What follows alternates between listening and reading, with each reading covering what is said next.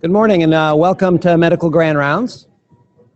I'm Dr. Randy Curtis and I direct the CAMBIA Palliative Care Center of Excellence, and it's my honor to introduce this morning's speaker, Dr. Joan Teno. Joan asked me to keep this introduction brief, but I'm not going to do that. So Joan received her medical degree at Hahnemann University and then did residency, geriatrics fellowship, and a Master's of Science in Community Health at Brown. She joined the faculty at Brown, had a stint at George Washington and Dartmouth before returning to Brown, where she was for 19 years before we recruited her to the University of Washington about a year ago. Joan is board certified in internal medicine, geriatrics, and hospice and palliative medicine. She has over 200 publications in peer-reviewed journals, but what's really remarkable is that a lot of these are very important landmark studies. It includes 10 publications in JAMA, 3 in the New England Journal of Medicine. And she led the evaluation of the support trial, which I believe may be the single most important study in the development and advancement of the field of palliative care. Joan's been the recipient of the RWJ Health Policy Investigator Award. She's led a CMS contract on creating a CAPS hospice survey and has been centrally involved in updating the hospice benefit. And she was part of the Institute of Medicine report in 2014 on how to reform the care we provide for patients with serious illness and their families in America. She has really been one of the leading health services researchers in the field of palliative care and end-of-life care, and we are absolutely delighted to have recruited her to the University of Washington. It is in some ways a crowning achievement of the center to have brought Joan here, and I'm delighted to have her speak to you this morning on embracing complexity at the close of life. Joan. Great. Good.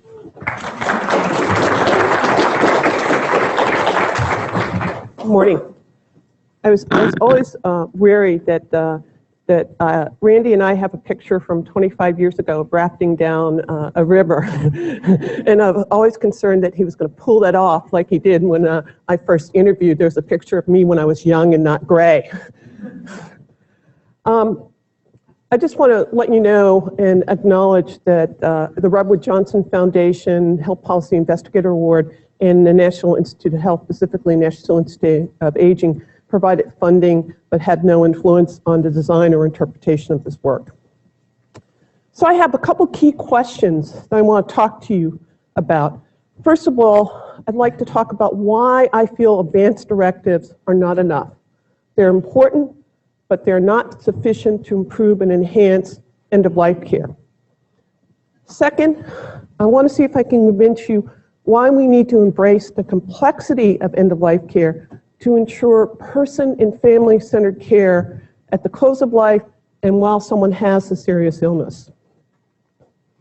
So I'm going to organize the lecture today around really 4 key points. 1, a series of cases that focus on why I think decisions at the close of life are a very complex social interaction. 1 where we do not need simple solutions for, but we must embrace the complexity. 2, a life cycle approach to advanced care planning and the importance of not only stating wishes, but linking those wishes to an action plan to ensure a patient's goals and values are respected. 3, why I believe multifaceted interventions are needed, especially talking about the case of dementia and mechanical ventilation. And 4, much of my research has been somewhat of a downer, highlighting problems in the care at the close of life. And I want to end on a little bit of a high note saying that change is possible and want to present some of the data that proves change is possible. But I think one of the exciting things Randy, Ruth, and I have started thinking about is how do you change the culture and how do you make it so that persons at the close of life and the seriously ill get this notion of patient and family-centered care. Okay, so a long time ago, I was a postdoc at Brown, and I was meeting with the chief of medicine, and I presented my postdoc proposal, which was to study advanced directives. And during the interview, he said, well, this advanced directive thing seems like a nice hobby, but why don't you tell me what you're going to do for your life and livelihood? Fortunately, I ignored that advice and continued on focusing on this notion of advanced directives and advanced care planning. And one of the reasons I did that was based on an experience during my medical internship in the ICU at Rhode Island Hospital. And I wrote about this in a CNN op-ed, which really just talked about why I went into hospice and palliative care. And it was a story of a patient dying of dementia and septic shock. And I spent the last 8 hours of her life one night with her and essentially held her hand while she was dying. No one else was there. Her family wasn't there. I'm not, this was like the second month of my internship at Rhode Island Hospital. And, I was very fortunate to be rounding with a philosopher named Dan Brock. And Dan and I talked about, is this really quality care? Is this really what we should be doing? I think the other thing to really remember, while care at the close of life is a small percentage of our healthcare budget, it is probably one of the most significant things that happens to a family. Dame Cicely Saunders said it really best, dying remains in the memories of those who live on. And this is a picture actually at the funeral of my family when my mother died in 2008. So let's start out with complex social interactions. I'm using a picture with permission, but I'll give you the backstory. This is one of my favorite patients I took care of for 9 years. We called him Storming Norman because he had dementia. And part of the behavioral mod program we worked out with him is if he had a really good week, he got a visit from a Labrador named Jabba, who is my black lab on weekends when I used to come in from the nursing home. And both he and my dog had a special reaction. So with permission of his DPOA and daughter, I've been given permission to include this, and actually it was published in the Annals of Internal Medicine. And with the wonderful world of Facebook, his daughter is now one of my Facebook friends, and I receive regular updates on how the family's doing. So I'd like to tell you a few stories and help you think about why this is really a complex social interaction. What I found as a health services researcher is the best things I can research on are the things that drive me crazy as a clinician and the things that I learned from taking care of patients. This is a wonderful person who was one of the associate deans at RISD School of Architecture. Her name was Mattie. She was someone with stage 4 colorectal cancer who knew more about every compassion program for chemotherapy in the world, and she did everything possible to survive, but finally ended up in an inpatient hospice unit with short bowel syndrome. And I was coming on covering the inpatient unit, hospice inpatient unit, and the nurse said, she will not let us increase the morphine. You need to fix it. And the nurse's concern was that she was suffering. But this was someone who was cachectic, was dysmic, and was in constant pain, but she was not allowing her symptoms to be controlled. So the first thing I did is listened. And the first thing I did is when I walked in a room, I really noticed that this was someone who was in control. She had realigned all the furniture in her hospice inpatient unit to get maximal use of the sun throughout the entire day. And indeed, one of the things she designed were healing gardens. And one of my favorite mornings where I had some time, she actually gave me a lecture on healing gardens with references. So first thing I really did was I listened. I understood what the reasons were, why she wanted to maintain her alertness, and how important she felt that she wanted to speak to her 13-year-old son every day, show him old movies, and try to achieve closure. And to me, that's very important part of what she needed to do. But I did explain to her that one of the very important things a hospice nurse taught me is the body is the final teacher. And that she would have to tell me when she would want her opiates and medications changed. I was very fortunate in Rhode Island where I practice, there's only 2 degrees of separation. So every time you call someone, there's a good chance you know their cousin, their uncle, their brother. And I was able to convince our insurer, Blue Cross Blue Shield, that it would be okay for her to stay in a hospice inpatient unit receiving IV hydration for treatment of short bowel syndrome while she spent the time with her son. And what she did was about 7 days later said, now's the time. We titrated the opiates and she died 2 days later.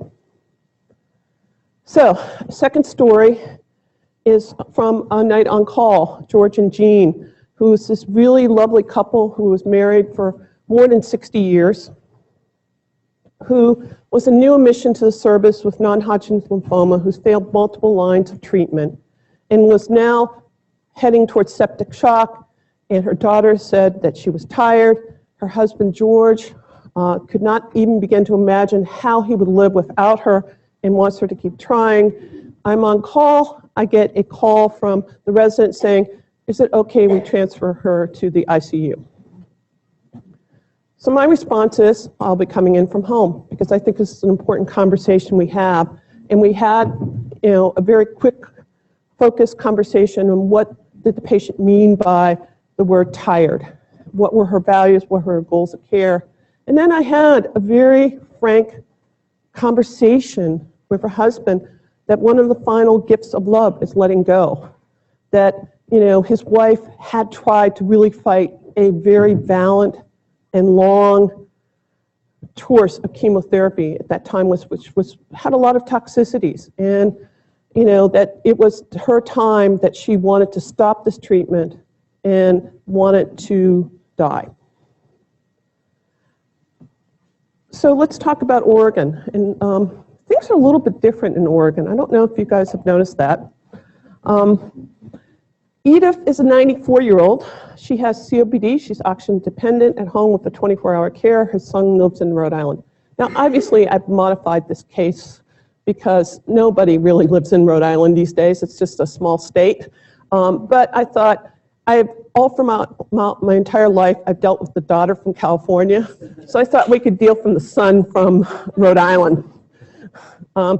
She has pneumonia and she has a fall with a hip fracture. So she's at 24-hour care at home. And in Oregon, EMS calls the registry, finds out that she has a physician orders for life-sustaining treatment form that notes that she does not want to be intubated. ER transports her just because she has a hip fracture to be evaluated. Hospital ER clerk, following the POLST protocol, plugs into the computer, finds out she has a POLST form, hands it to the trauma surgeon. Trauma surgeon reaches out to the son in Rhode Island and makes a decision to transfer the patient to comfort care, honoring her wishes. Well, I don't know about you, but there are several things that could go awry in that whole process of care that has to work. First of all, there was a physician who had the time and a practice that would allow him to spend that time to counsel the patient and complete a valid POLST form, that they were able to update that with a change in status and speak with the son in Rhode Island. They were submitted to a registry that's available 24 hours a day. EMS can call that registry, access it, and they have regulations that allows them to honor that form. An ER clerk, following the protocol, pulls the POLST form for the trauma surgeon, who goes ahead and discusses goals of care and makes a treatment decision in light of the POLST form. There are so many moving parts here that can go awry that, I think this is one of the things we need to think through is multifaceted, complex public health interventions. Okay, phase 2 of my talk is a notion of life cycle and the importance of linking goals to an actual care plan.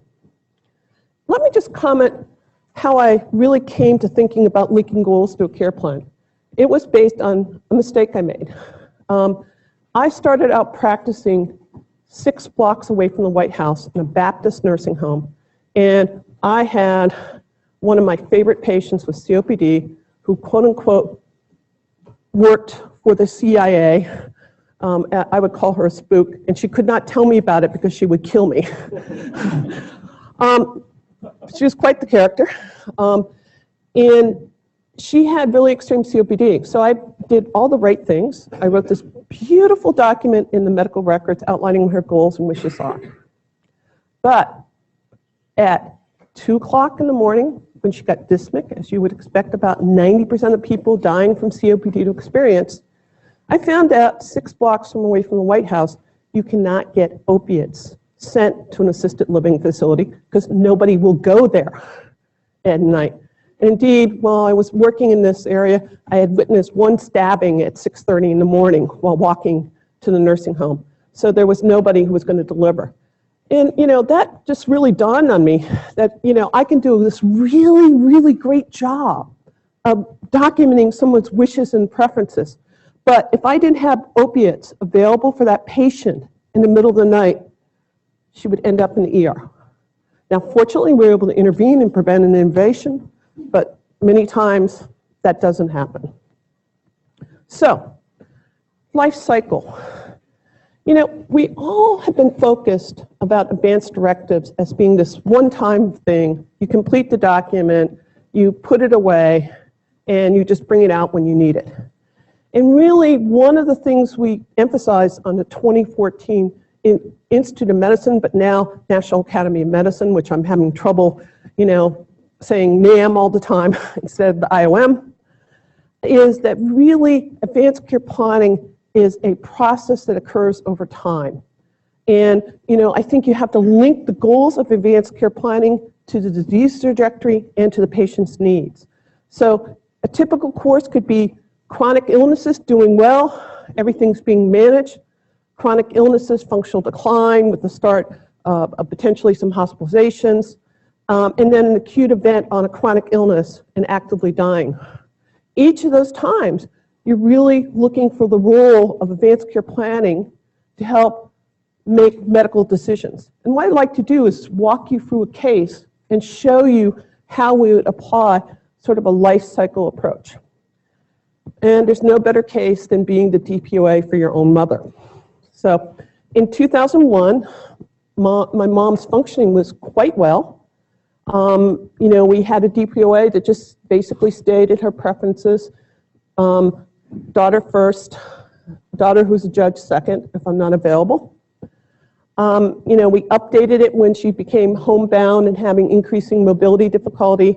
Eventually, we actually moved her to a wonderful 24-bed nursing home on the grounds of Brown.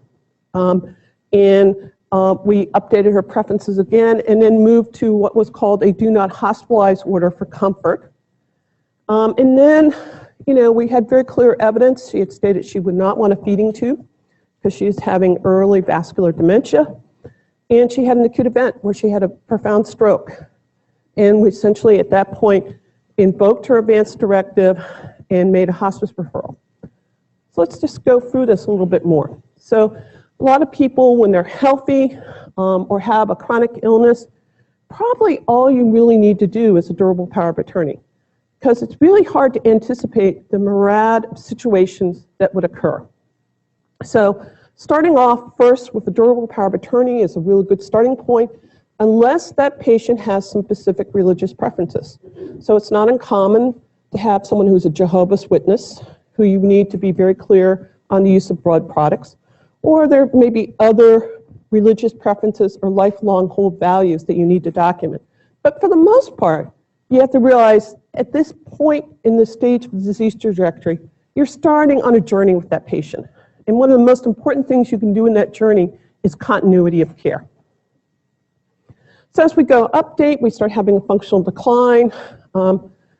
This is my niece Fran, who I don't have permission to show her picture, but she's now 22 and just returned from China. So she's speaking fluent Chinese, and I have no idea what she's saying. At that time, we now start talking about end-of-life care. And we started putting in enhanced management for providing supportive services to remain at home. I think this is one thing you have to realize, that with the wonderful advent of medicine that has sort of decreased MI, mortality, a good portion of our population is dying of prolonged functional impairments. So there's a period of time where you have prolonged periods of ADL assistance needed. In the case of my mom, it was almost 7 years, okay? And a lot of people during that time will spend down what money they have. You know, so you have to realize institutionalization is a very expensive part of our healthcare system when someone needs assistance in ADLs. It's not something that's covered by Medicare. It's covered only by Medicaid when you're in an institutional placement or you have the fortune of being on a waiver program. So then as we go, we started having chronic illnesses, delirium, disruptive behavior, and now repeat hospitalizations. You know, at that point, for safety concerns, we did nursing home placement. We talked, again, the goals and values when she was cleared from her delirium and decided on do not hospitalize because she did not want to go back to the hospital. And then we also implemented a wonderful program which is called the Institutional Special Needs Program. And this is a program for people with Medicare and Medicaid. And what it allows for is it allows for you to have a nurse practitioner who sees you as often as needed. You know, there's no sort of billing cutoff. You can't see that patient too frequently. And it will bump up the payment in the nursing home to avoid having someone go to the hospital. So here I was very fortunate to enroll my mom in a program that had the financing meet her needs so that we were able to bump up payment if she got a UTI. We were able to actually even do IV antibiotics if needed in the nursing home. And then I think one thing we always forget is acute events happen on chronic illnesses. You know, so one of the things I always, I'm concerned about is there's a quality indicator out there that says a hospice length of stay of 3 days is a bad thing. Well, I think one of the problems with that quality indicator is you can't always have someone stay longer in hospice. I can't tell you how many patients I've taken care of who were a cancer patient, up, walking around, and then have an acute event, acute pulmonary embolism, who died 2 days later. So I think, we have to remember that still is acute on chronic. What does that mean? That means when you have someone who has an acute on chronic event, you almost have to have a set of services that are willing to come in and react immediately. Because in this case, not only did we have the stroke, we also had seizures. Now, what was really nice is I got out my cell phone and said, here's, I talked to the physician who's caring for him, talked to the hospice medical director who was covering my mom and said, I think we need to start an out-of-band trip immediately, okay? So it took that level of intervention to keep her in this small nursing home, which was what I wanted to do. I did not want to move her to an acute care hospital, and because we were able to rally those forces, the fact that I had someone there within an hour to start an out-of-band drip in a nursing home and teach the staff how to use it, we were able to control her seizures. So again, the complexity of all the things that can go wrong and all the things you need to attend to reach someone's goal of dying in what was their home. So my mom died 5 days after the hospice stay, all at GFE level of care, and received bereavement support. This is my older niece who, basically was very comfortable holding vigil. That is my younger dog, who's now 9, who was then a 6-month-old puppy who had seen my mom almost on a daily or every other day basis because she was declining, and we would come in for visits. And he did nothing but stay under her bed for 4 days, wouldn't leave it. And this was a 7-month-old puppy who usually bounced off the wall, who flunked pet therapy school because he's addicted to a ball and a chuck-it. Yet, for some reason, he managed to hold it together for 4 days. So let me talk to you about what I see as an overall strategy and how I approach these decisions. I first really ask, where is this person in their disease course, and where are they with living with these chronic illnesses? Because I think really your approach needs to be based on where that patient and family is in terms of their goals of care. Because a lot of time, what you're dealing with that creates what I call a critical turning point is a weariness with life. Now, obviously, before I say this is a weariness with life, we're going to change preferences, I'm going to see what can we fix simply. What can we do to get better symptom control? What can we do to maximize the quality of life? Then step 2 is to communicate and negotiate what are the goals of care. And step 3 is really what I learned in 1990, 6 blocks away from the White House, is you have to have contingency plans to honor those preferences. That may be hospice, that may be making sure there's opiates available, that may be a number of things that you have to do to ensure good symptom control while that patient's dying. Okay. Now, we're in the third part. I want to talk about this notion of multifaceted interventions. Okay. So I've been involved in hospice almost for 25 years now. It actually dates back to Washington, D.C., my time at George Washington University, where I was covering an inpatient hospice unit. And I spent a lot of my life talking about and saying we need to increase access to hospice services. So, you know, we were seeing over time increasing referrals to hospice. So we asked the question, what impact is that making on fee-for-service Medicare? And so basically, we wrote an article that was published in JAMA that looked at the care in 2000, 2005, and 2009. And basically, we call this the study that we named after Vince Moore. Excuse me. And we call it the more ICU, more repeat hospitalizations, and more late referrals to hospice. And indeed, what we saw that hospice was really functioning as an add-on to a very, complex, aggressive course of care. That 40% of the people who were in hospice for less than 3 days were in ICU immediately. Now, I'm not going to take it away that those days in hospice are not very important to that dying patient and family.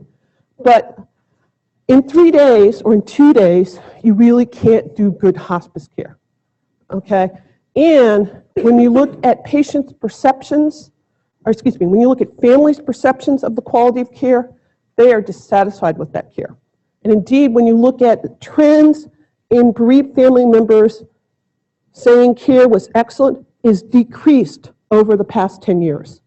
So when I look at this pattern, more ICU, more repeat hospitalizations, more late referrals, I came to the conclusion increasing access to hospice, increasing access to palliative care was not enough.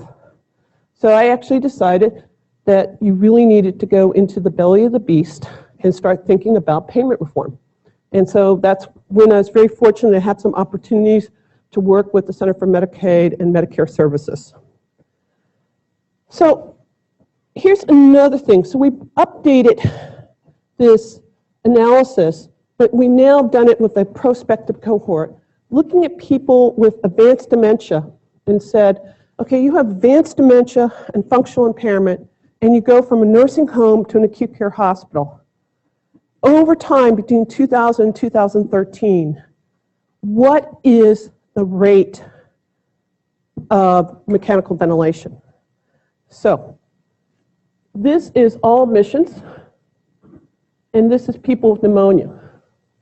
It's nearly tripled for people with pneumonia, so it's almost like 126 per 1,000. Now, could it be that we're improving survival of those people who are intubated? It's relatively really a flat line there. So we're not improving survival, we're doing more of these procedures. So let me back up a little bit and ask some key questions about this cohort that we have assembled it. And I've been affectionately calling this cohort the canary in the coal mine cohort. And the reason I did that is I grew up in rural Pennsylvania in a coal mining town. And my grandfather was a coal miner, died of silicosis, who, often told me stories of how they would use canaries in the coal mine to check and see if the air is right. So one of the big debates that has been ongoing about at the time of healthcare reform, when we started using this cohort, was that a retrospective analysis did not provide you enough information about the disease trajectory. So what we've done is we created a cohort where we know specifically prior to an event of utilization, the person is severely functionally impaired. And we want that cohort, I want you, the audience in that cohort, to think, why are we doing this? Okay? Why have we nearly tripled the rate of the use of mechanical ventilation in people who have advanced dementia? 98% of these people are bedbound. They are not talking. They are not walking. A third of them have a feeding tube. 11% have weight loss. The remainder, nearly 70%, are on an altered diet for dysphagia.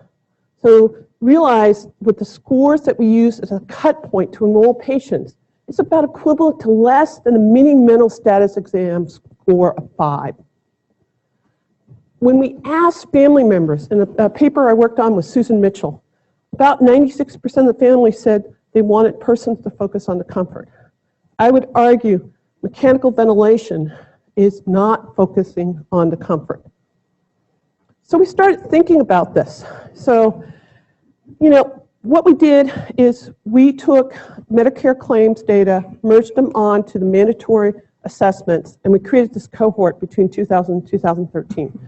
We not only created the cohort of people who were hospitalized, we actually went out and created the cohort at everybody who met these conditions in a nursing home over this time period.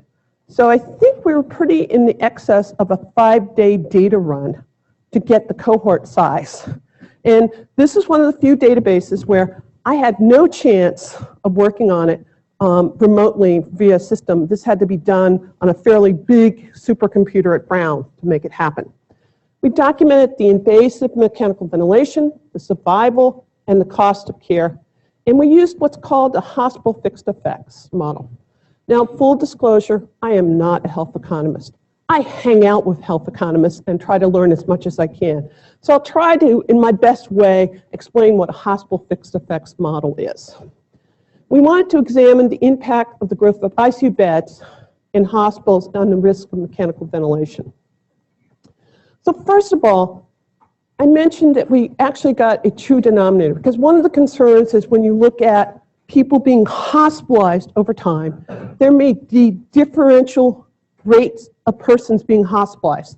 So for simplicity, what we're doing is presenting to you here the average monthly denominator and what the average monthly rate of hospitalization is over this time period, and the average monthly rate of mechanical ventilation. So, first of all, there's been some decrease in the denominator. Interesting enough, this is what we've termed as white flight to assisted living facilities. More assisted living facilities are taking care of people with end-stage dementia. That in itself could be a full grand rounds.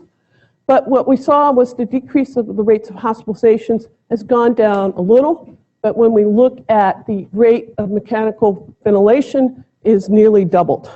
So even when you have the right denominator, we have an increased use. So one thing I need to disclose to you is a lot has happened, and I can tell you in the next 5 years, there's going to be even more happening, okay? Between 2000 and 2013, we've had hospitalists, we've had primary care providers less likely to see their patients in the hospital. For this cohort, the use of an ICU, and when I say ICU here, I mean a full-blown ICU, not a step-down bed, has increased from 6.3% to 20%. ICU beds in the hospitals in this cohort have increased from 22.4 to 34.2. Total number of beds actually have gone down a little bit for non-acute care beds. So one of the questions is are we just looking at the differences between hospitals? When you can think about variation, you can think about variation between a hospital and within a hospital. Okay, here comes the econometric part of the talk. And I will acknowledge Pedro Gonzalo, who's the economist who I've been working with for the last 18 years, and it's been wonderful. Up until last year, I used to give him a ride to work every day just to make sure he would show up to work, because he always was on Spain time and always working to 2 o'clock in the morning. A fixed effect model examines the impact of the change of an independent variable that varies over time by examining changes within that hospital. So you're not looking between hospitals. You're looking at what happens within that hospital when you increase the number of ICU beds. So, increase mechanical ventilation with only a 19% one-year survival, and all these people miraculously did not lose their functional impairment. If anything, it worsened over time. This care is very costly. So just for 4,000 patients, it's about $95.3 million. And I think this really asks one question: is this care consistent with patient preferences as noted by their DPOA or family member or close friend? But then we have to really debate about issues around quality, cost, and value. So the implications are, this is something that someone pointed out in an editorial, which I thought was absolutely brilliant, to one of the papers we wrote. Think about it in terms of healthcare for those people who live in the post-acute world. Almost everything is regulated. Hospice is regulated, home health is regulated, SNF is regulated, nursing homes are regulated. One of the few sectors of our healthcare system that has no regulation or no control over the number of beds is ICU use. And there's been a tremendous variation by regions of the country on how you've grown ICUs. So let's return to Oregon. So my point in the last talk is, we've done a lot of work on enhancing and understanding that dementia is terminal illness. Yet, we're seeing this tremendous increase in the use of mechanical ventilation in these people. And I think part of the driver of that use is really, you have a bed, it's empty, you're going to use it. That is part of it. It's a very complex, multifaceted events going on here. But I think if we're going to improve it, we have to look at all the things that are impacting that change in resulting in the care that we see. So let's go back to Edith. And recall, Edith is our patient with COPD. She's oxygen dependent. Her son lives in Rhode Island. She has a per diem caregiver. She has pneumonia. She falls with a hip fracture. EMS pools her POLST Form, notes intubation preferences. They're able to honor it in the state of Oregon.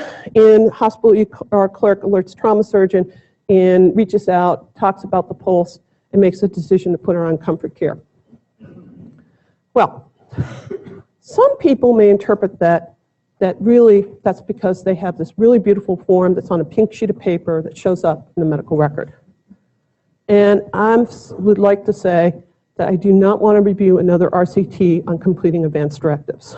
Done it too many times, and it's really not going to make a difference. So let's take a look a little bit about Oregon. So this is one of the crazy ideas that I inherited from a friend in Belgium. And this is basically looking at every day from death where someone is in Medicare fee-for-service, and this is Oregon. Okay, anything that is in blue is a type of hospice services, okay? This top line is being at home without formal services. This blue line going up is receiving hospice at home. So let's just focus on those two lines. This is Oregon, and this is the rest of the United States. So you notice that we now have two lines going up here. This one line is hospice at home at a much smaller percentage. Oregon has about 66% of people dying at home. The rest of the nation is more like 38.75%. Oregon has more than 45% dying at home with hospice services. The rest of the nation is around 25%. But then you see all this acute care hospital at the very end, and a lot of transitions going from the acute care hospital to this dotted line here, which is skilled nursing facility. Now, if you take a look at those bottom lines, which are skilled nursing facilities, Oregon virtually does not use those services compared to the rest of the United States. So indeed, 2/3 of people in Oregon do not have a healthcare transition, while in the rest of the United States, you have a lot of transitions occurring in those last 10 days. Now let me tell you what the concern with one of those transitions are. I don't know why it is, but they all seem to occur on a Friday night. I have not the slightest idea why that occurs. But as someone who's provided post-acute care for a number of years, it takes time to fill an opiate prescription in a nursing home. So if someone shows up, they may spend 10 or 12 hours without the meds unless some meds are borrowed, which we won't talk about the legality of doing that. Or unless there is an emergency kit within the nursing home, or the nursing home has what's called a Pyxis system where they can dispense meds. But all those transitions are really fraught and they're very difficult. The family goes from learning one set of providers to a totally different place, and the patient's dying within 2 to 3 days. So these patterns of transitions that we're doing in the last days of life are very difficult, and I would term them burdensome to families. So how did Oregon get there? Well, I'd like to argue that it's not the POLST Form. And I've been making this argument now almost since 1993. I've been a big fan of Mencken, so in one editorial in 93, for every human problem, there's a solution which is simple, neat, and wrong. I've updated this argument again in, I think it was 2000, in another editorial, but I pulled another Mencken quotation. There's always an easy solution for every problem that's neat, plausible, and wrong. So I think if we're going to improve end-of-life care, we have to move beyond advanced directives. So here's some of the key points. So as part of my Robert Wood Johnson Health Policy Investigator Award, I was able to interview leaders in palliative care across the country, and I started talking to Susan. And so one of the things I did was do an oral history of the POLST movement. And we had such fun doing that. We said, well, why don't we write a sounding board for the New England Journal? And we have permission to submit it. We're about to, after the 37th revision, after Randy's critical comments and Betty Farrell's critical comments, we're about to submit it next week.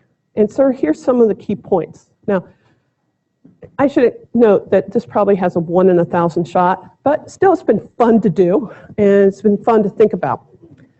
The Oregon intervention was really multifaceted from the get-go. It was education, it was finding local champions, it was removing policy barriers, it was doing that fight to allow that emergency medical technician to honor that POLST form at 3 o'clock in the morning and making sure they were aware of it.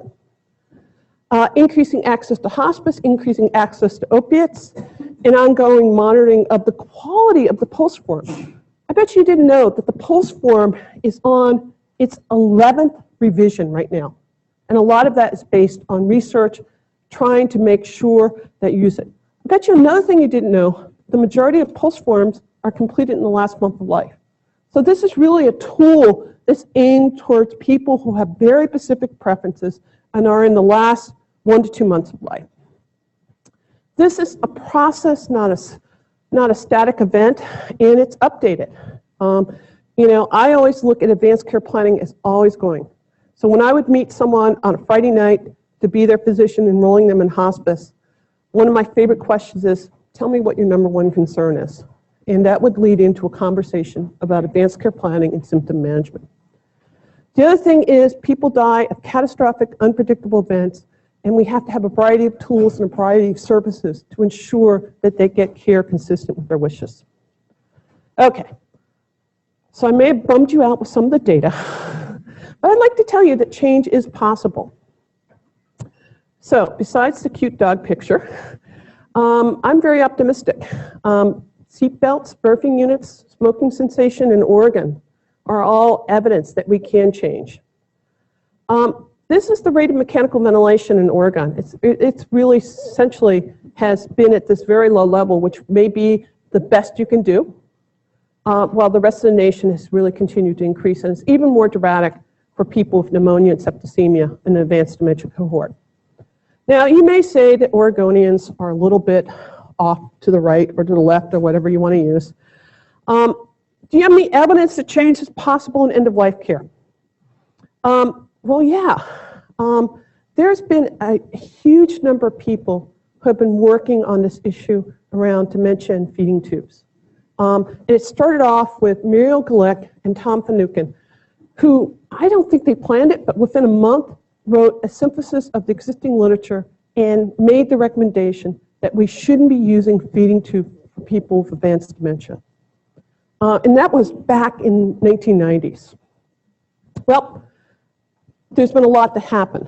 There's been education, there's been proposals of new order sets about hand feeding, there's been the ABIM effort of choosing widely. And what we've seen between 2000 and 2014 is we've seen nearly a 50% reduction in feeding tubes. And that reduction even occurred in the Deep South, which had some of the highest rates of feeding tubes. So I would argue that change is possible, but it's going to require a sustained intervention of education and multiple other events to make it possible. One of my favorite quotations from Albert Einstein is, it's not just about creating a form, it's about changing the culture. The world as we create it, it is a process of our thinking. It cannot be changed without changing our thinking. So part of what we need to do is change the culture, and changing the culture is difficult. Oops. This is why you should not allow me to touch an IBM computer. Okay. So we're finally wrapping up. If we're going to improve end-of-life care, and I would argue that it's very important to improve the care of the seriously ill and improve the care of people at the close of life. It has an important impact on family, and it's the right thing to do.